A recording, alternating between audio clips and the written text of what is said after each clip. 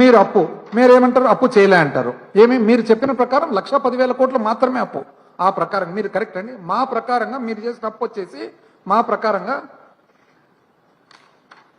గ్యారంటీలు ఇచ్చిన అప్పు 89,026 కోట్లు చిల్లర తీసేస్తూ, రాజధాని కోసం అమరావతి కోసం 47,837 కోట్లు, ఏపీ బివరేజెస్ కార్పొరేషన్ మత్తు పానీయాల సంస్థ 11,850 కోట్లు బాండ్స్.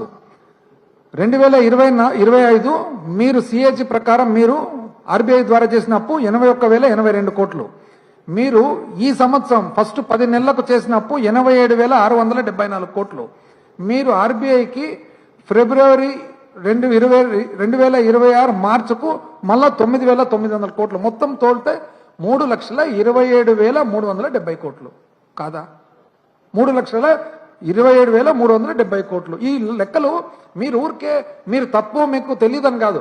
దీంట్లో మేము చెప్పిన దాంట్లో తప్పు ఎక్కడుందో మీరు చెప్పండి.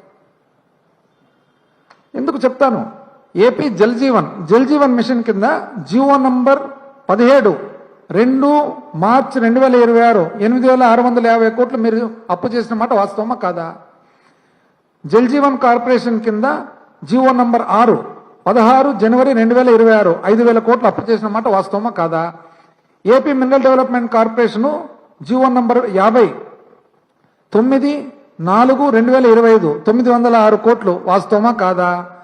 జియో నంబర్ 33 12 మార్చి 2025 9,000 కోట్లు వాస్తవమా కాదా? మినరల్ డెవలప్మెంట్ ఖనిజాభివృద్ధి సంస్థ. జియో నంబర్ 6 17 ఫిబ్రవరి 2026 500 కోట్లు వాస్తవమా కాదా? జియో నంబర్ 1 7 జనవరి 2026 900 కోట్లు వాస్తవమా కాదా? ఏపీ పవర్ ఫైనాన్స్ కార్పొరేషన్ లో జియో నంబర్ 97 10/12/2025 2,000 కోట్లు వాస్తవమా కాదా?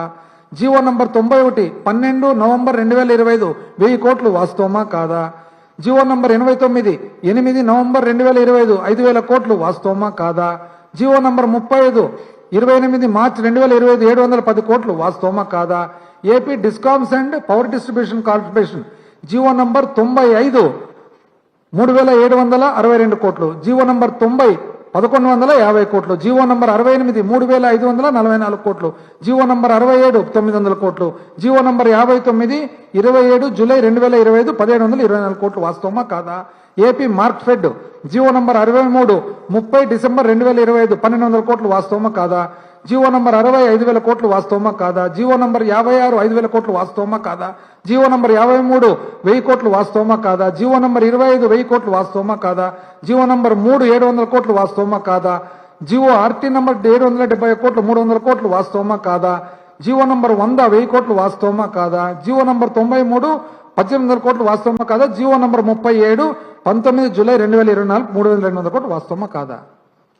దక్షిణాభి సదర్న్ డిస్ట్రిబ్యూషన్ కార్పొరేషన్ లిమిటెడ్ దక్షిణ మన పవర్ డిస్కామ్ దాంట్లో జియో ఆర్టీ నంబర్ 962 110 కోట్లు వాస్తవమా కాదా? 698 80 కోట్లు వాస్తవమా కాదా? Civil supplies corporation GO number 25 5,000 కోట్లు వాస్తవమా కాదా? జియో నంబర్ 6 2,000 కోట్లు వాస్తవమా కాదా?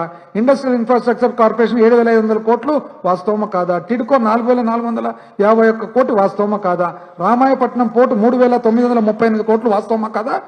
ఏపీ ఎయిర్పోర్ట్ల అభివృద్ధి సంస్థ 1,000 కోట్లు వాస్తవమా కాదు? ఇదే జియో నంబర్ 8 14 ఏం మాట్లాడుతుండారండి? ఏదన్నా ఇచ్చిపెట్టినారా దీంట్లో? Mineral development corporation Markfed civil supply ఏదన్నా చూడు మీరిచ్చినదే. మీరిచ్చిన దాని ప్రకారమే ఎంత 3 లక్షల చిల్లర అసెంబ్లీల కౌన్సిల్లో ఏది 13,726. మీరు ఇంకొక కౌన్సిల్లో ఇచ్చిన దీని ప్రకారం ఎంత అప్పు 3,70,000 కోట్లు మేము చేసినది. ఎందుకండి ఇట్లా? ఏం బేసిస్ మీద ఇవన్నీ చెప్తున్నారు అసలు నాకు అర్థం కాల. ఇంకోటి ఆర్బీఐలో మీరేమంటారంటే, ఆర్బీఐలో అంట 8 రోజులు సిఏజీ ఏమైంది 365 రోజుల్లో 8 రోజులు మాత్రమే అప్పు లేకుండా ఉంది, లేకుంటే ప్రతిసారి ఓడి కిందనే ఉంది, అప్పు కిందనే ఉంది అని. మీరేమంటారంటే అది చెప్పరు. మీరు కూడా ఉన్నారు కదా, మీరు ఓన్లీ మాకంటే 22 రోజులే కదా వెనకాలని మీరు అడిగిన దానికి చెప్పండి. ఇప్పుడు 2020-21 కోవిడ్ ఇబ్బందికరమైన పరిస్థితులు కూడా 34 రోజులు మేము అప్పులో లేము. 2021-22 కోవిడ్ 43 రోజులు మేము అప్పుల్లో లేము. 22-23 24 రోజులు మేము అప్పుల్లో లేము. 23, 24, 31 రోజులు మేము అప్పుల్లో లేం. మీరు మాత్రం ఓన్లీ 8 రోజులు మాత్రమే. ఇది కాక మళ్ళీ మేము ఎక్కువ చేస్తామంట. నిజం చెప్పాలంటే మీరు ప్రతిసారి పరిమితి కంటే ఎక్కువ చేస్తున్నారు. ఎందుకు చేస్తున్నారు పరిమితి కంటే ఎక్కువ? మీరు లక్కీ, అదృష్టవంతులు. కేంద్రానికి మీతో ఏదో ఒక అవసరం ఉంటుంది, అవసరం వల్ల చిన్నగా జారుకొని సందుల్లో పోతున్నారు. అందుకనే మీరు 2014-15 నుంచి 2019 వరకు మీకు ఇచ్చిన పరిమితి కంటే కూడా 29,099 కోట్లు మీరు యాక్చువల్గా ఎక్కువ చేసినారు. దాన్ని మా దాంట్లో తగ్గించినారు. మళ్ళీ ఇప్పుడు ఆల్రెడీ 17,000 కోట్లు మీరు దాటినారు. ఇంట్రెస్ట్ మేము వడ్డీలు ఎక్కువ అంట, 12%, 13% మేము వడ్డీలు అంట. వడ్డీలండి చెప్తా అది కూడా. 2018-19 మేము తీసుకున్న వడ్డీ రేటు 6.69, 19-20 మీరు తీసుకునేది 2018-19 మీ వడ్డీ రేటు 6.69, 2019-20 మా వడ్డీ రేటు 6.3, 2020-21 మా వడ్డీ రేటు 6.13, 2021 మా వడ్డీ రేటు 6.08, 2022-23 మా వడ్డీ రేటు 6.3, 2023-24 మా వడ్డీ రేటు 6.4. మీరు మళ్ళీ 6.2కి వచ్చింది. ఏం చెప్తున్నారు, ఎట్లా చెప్తున్నారు? అసలు శాస్కి అని ఉండదండి. కేంద్ర ప్రభుత్వము రాష్ట్రాలకు ఏదైనా కానీ శాశ్వత అభివృద్ధి పనులు చేసేదానికి state assistant, special assistants for states by centre అది. సో దాంట్లో కేశవ్ గారు ఏమంటారంటే మేము వేల కోట్లు తెచ్చుకున్నాము, వాళ్ళు 500 తెచ్చుకున్నారు. ఎస్, ఎందుకు? మొత్తము ఇది కోవిడ్ అప్పుడు యాక్చువల్గా ఇంట్రడ్యూస్ చేయడం జరిగింది, మొదలు పెట్టడం జరిగింది. అప్పుడు 2020-21లో టోటల్ దేశానికంతా కలిసి 11,830 కోట్లు చేస్తే అందులో 688. 2021-22లో దేశానికంతా కలిసి 14,185 కోట్లు అయితే అందులో 501. 2022-23లో దేశానికంతా కలిసి 87,795 కోట్లు అయితే అందులో 6,105. 2023-24లో దేశానికంతా కలిసి 1,09,554 కోట్లు అయితే అందులో 4,090. ఇప్పుడు 1,49,483 దేశానికంతా అంతా పెంచినారు దేశంలో, అందుకని మీరు 7,900. బట్ దేశానికంతా ఎంత ఇచ్చిందో కేంద్రం అంతలో మేము ఎంత తీసుకున్నామని చూస్తే మేము 2020-21లో 5.8% తీసుకున్నాం, 2021-22లో 3.5% తీసుకున్నాం, 22-23లో మేము 6.9% తీసుకున్నాం, 23-24లో మీరు 3.7% తీసుకున్నాం. మీరు గొప్పగా ఏదైతే చెప్తున్నారో మీరు 5.2 మాకంటే తక్కువ తీసుకున్నారండి. ఏంది కావాలంటే ఆర్డీజీ ఇంకోటి ఏమంటారంటే 15వ ఆర్థిక సంఘము డబ్బులు ఇచ్చింది 30,000 కోట్లు మీరు ముందరనే వాడుకున్నారు. అట్లా వాడుకోనీకి అవుతుందండి? వాడుకోవచ్చునా? ఆర్థిక సంఘం ఏదైతే సిఫార్సు ఇస్తారో ఆ సిఫార్సులో భాగంగా ఏ సంవత్సరానికి ఎంత అని కూడా చెప్తారు. 30,000 చిల్లర కోట్లకు గాను ఆర్థిక సంఘము చాప్టర్ 10లో ఉంటుందండి, మీరు రిపోర్ట్ చదవండి. దాంట్లో 2021-22 సంవత్సరానికి గాను 17,257 కోట్లు ఆంధ్రప్రదేశ్ రాష్ట్రానికి గ్రాంట్ రావడం జరిగింది. 2022-23లో 10,549 కోట్లు రాష్ట్రానికి గ్రాంట్ రావడం జరిగింది. 23-24లో 2,691 కోటి జరిగింది. 24-25, 25-26 నిల్ ఉంది. ఇది రిపోర్ట్. మేమేం వాడకనికి రాదండి. అట్లా మీరు వాడకనికి రాదు, మీరు అదృష్టవంతులు కాబట్టి ఎక్స్ట్రా వాడుకుంటున్నారు. అసలు ఇది పబ్లిక్ అకౌంట్. ఇది ఎందుకో మళ్ళా ఉద్యోగస్తులందరూ జాగ్రత్తగా చూడాలి. పబ్లిక్ అకౌంట్ అనేది ఉద్యోగస్తులు ఎక్కువ దీంట్లో ఏముంటాయి?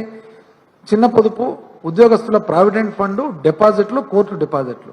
ఆంధ్రప్రదేశ్ యాక్చువల్గా పునర్వ్యవస్థీకరణ జరిగినప్పుడు ఆంధ్రప్రదేశ్ రాష్ట్రానికి పబ్లిక్ అకౌంట్ అంటే డిపాజిట్స్ కానీ, ప్రావిడెంట్ ఫండ్ కానీ, చిన్న పొదుపు కానీ 19,138 కోట్లు ఉన్నింది.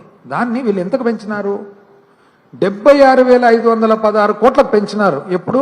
18-19 మేము ఎక్కేటప్పటికి వాళ్ళు దిగిపోయేటప్పటికి. మేము మళ్ళా దిగిపోయేటప్పటికి 76,038 కోట్లే ఉంది మీ అకౌంట్సే. అంటే మీరు 57,378 కోట్లు పబ్లిక్ డబ్బులు కూడా మీరు వాడినారు. మేము తిరిగి కట్టినాం 478 కోట్లు. ఏమాత్రం లెక్కలలో ఇంకా ఇటు అటు ఎన్ని చేసినా కూడా దీనికి ఒక 500-1000 కోట్లు ఇటు అట్లు వస్తారు తప్ప ఏం మార్చనీకి రాదండి. అంటే మీరు అందాజుగా 55,000 కోట్లు మీరు వాడుకున్నారు. మళ్ళీ మీరు వచ్చి మాకు చెప్తారు బుక్కుల గురించి. అదొకటి మళ్ళా ఏమని బడ్జెట్ ఇన్ బ్రీఫ్ ఎవరికి అర్థం కాలే కాబట్టి ఇది బడ్జెట్, మీరు ప్రజెంట్ చేసిన బడ్జెట్ అండ్ బ్రీఫ్ అండి. దీంట్లో ఏం రావాలి యాక్చువల్గా, ఒక మామూలు మనిషి చదివితే రాష్ట్ర ఆర్థిక పరిస్థితి అంతా అర్థం కావాలి. అట్లాంటిది మీరేంది మొత్తం బొమ్మలు, సగభాగం బొమ్మలు ఉన్నాయి. ఏమేమి స్కీములు, 10 సూత్రాలు, 6 మార్గాలు, సూత్రాలు, సువర్ణాంధ్ర, ఇవే. వాస్తవానికి మాకు కావాల్సిందేమి అనాలిసిస్. మీరు అప్పు అనేది ఎందుకు చూపించడం లేదు, ఒకటే ఒక చోట చూపిస్తారు 7వ పేజీలో, అది కూడా గ్రాఫ్ రూపంలో అర్థమయ్యి కాక. యాక్చువల్గా ఉండాల్సినది ఎట్లండి, ఉండాల్సినది ఎట్లుండాలి దాంట్లో, ఇది మేము పంపించిన బడ్జెట్ ఇన్ బ్రీఫ్ మేము ప్రజెంట్ చేసిన ఎట్లుంటాయి, ప్రతి ఒక్క దాంట్లో అనాలిసిస్ ఉంటుంది. ఇప్పుడు చూడండి, సేమ్ థింగ్ అప్పు గురించి వస్తే ఏమేమి వస్తుంది, పబ్లిక్ డెట్ అవుట్ స్టాండింగ్ మొత్తం 5 సంవత్సరాల పైన ఏమేమి ఉంటాయి దాంట్లో, open market loans, loans from central government, loans from institutions, small savings, provident fund, deposits, మొత్తం నీట్గా అప్పులో కూలంకుషంగా ఎక్కడి నుంచి వచ్చింది. రెండో భాగం మొత్తం అనాలిసిస్ ఉంటుంది. అనాలిసిస్ అంటే ఏమి, మొత్తం 10 సంవత్సరాల నుంచి ఏ దానికి ఎంతెంత ఖర్చు పెట్టినాం, ఒక్క అనాలిసిస్లే, ఒక బుక్లే, మళ్ళా మాకు వస్తే మేము చెప్తాం ఎట్లా చేయాలనేది. ఇవన్నీ కాదండి, నిజం చెప్పాలండి. మీరు ఇంకోటి ఏమన్నా అంటే we're trying to be transparent అంట. మేము పారదర్శకంగా ఉండాలని ప్రయత్నం కాదండి, మీరు ఉండాలా, మేము ఉండాలి, అందరూ పారదర్శకంగా ఉండాల్సినది మన బాధ్యత.